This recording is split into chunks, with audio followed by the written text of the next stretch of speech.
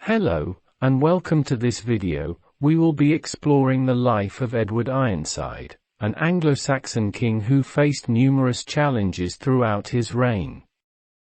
We will be delving into his life, the challenges he faced, and the battles he fought. Edward Ironside was born in 1002, the son of King Ethelred the Unready.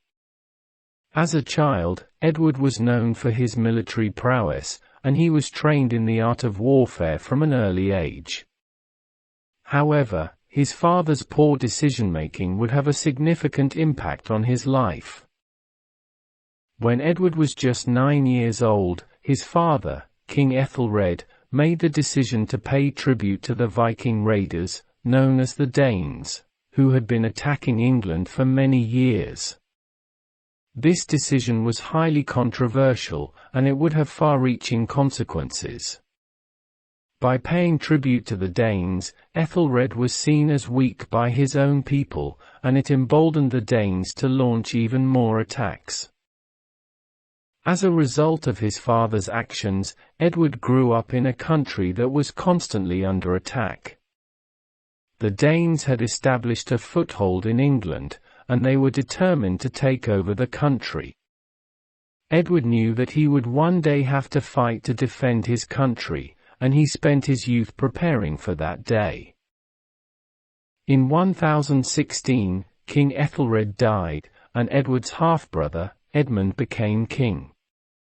However, Edmund's reign was short-lived, as he was killed just a few months later in a battle against the Danes. Edward was then proclaimed king, but he immediately faced challenges to his rule. The Danes, led by Knut the Great, were determined to take over England, and they launched a series of attacks against Edward's forces.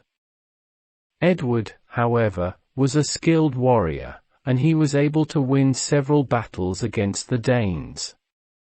He even managed to capture London, which had been under Danish control for many years. However, Edward's victories were short-lived. Knut the Great was a determined adversary, and he continued to launch attacks against Edward's forces. In 1016, the two armies met in a decisive battle at Ashington. The battle was fierce, but in the end, Edward's forces were defeated, and he was forced to flee. Despite this defeat, Edward did not give up. He continued to fight against the Danes, and in 1017, he managed to win a significant victory at the Battle of Brentford. This victory gave Edward the upper hand, and he was able to negotiate a peace treaty with Knut the Great. Under the terms of the treaty, Edward was recognized as the King of Wessex, while Knut the Great was recognized as the King of the rest of England.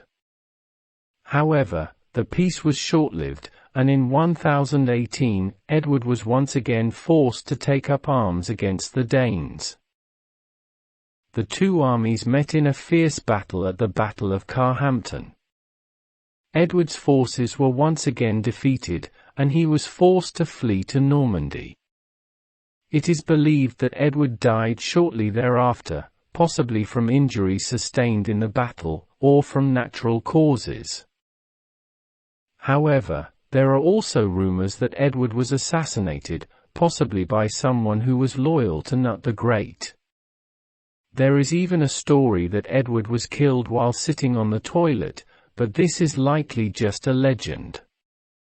Unfortunately for the young king, it is said, while defecating on a privy, a killer was waiting inside to assassinate the king, and as the king was going about his business on the privy, the man leapt up and stabbed him. Some claim he was stabbed with a sword, others believe it to be a crossbow, whichever one it was. It is said the king was stabbed multiple times and died.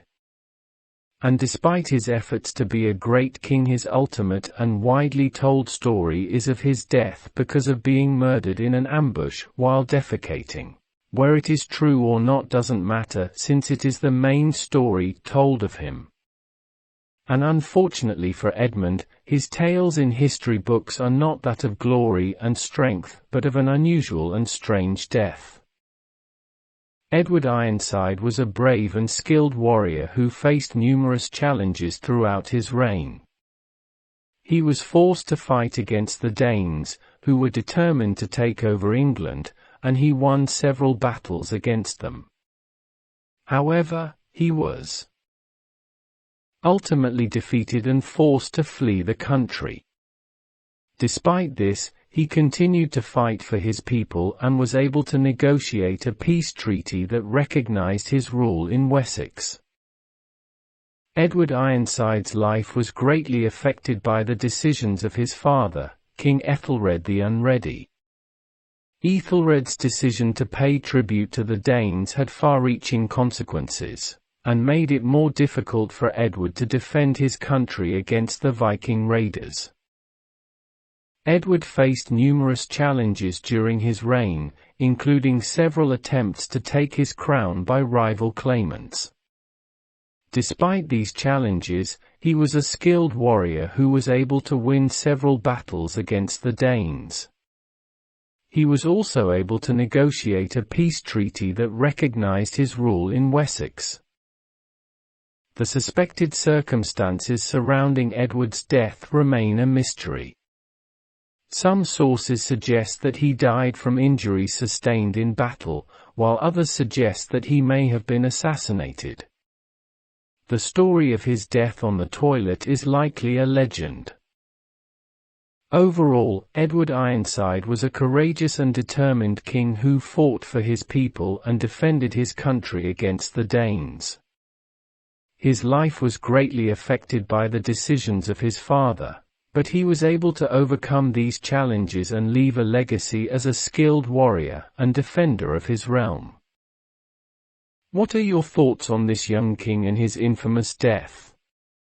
Let me know in the comments below. If you enjoyed the video, make sure to leave a like. And if you want to watch more videos on kings and queens with interesting and notable stories, subscribe and turn on notifications.